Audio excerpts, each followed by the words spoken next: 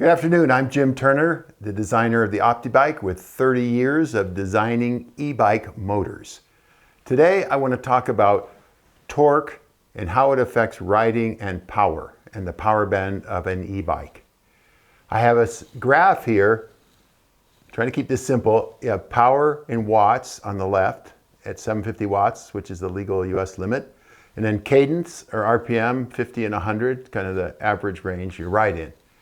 And I got two graphs here. One is the OptiBike with 200 Newton meters of torque, and the other is a common e-bike with 100 Newton meters of torque.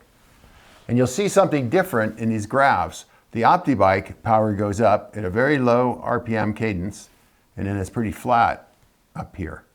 Whereas the other bike with 100 Newton meters, you have to go all the way up here to get 750 watts in pedaling. So what does that mean? Practically, you're going to have to shift a lot more with this bike to keep it in this power band, where the OptiBike power band is very wide. So you get 750 watts at a low speed. So if you're climbing a hill and it gets steeper, the OptiBike will continue to put out the 750 watts, whereas the other e-bike you're going to have to downshift, otherwise you're going to get down to lower power, which would make it harder to climb the hill.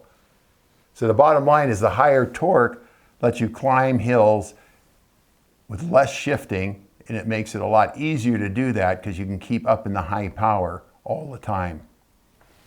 And I think less shifting is really cool. One of the aspects of less shifting is you don't wear out your drive system as much. It's really hard on a drive shift and constantly shifting a cassette at high loads there to try and keep in this power band. So the higher torque makes it a little easier to ride, a little more forgiving to ride.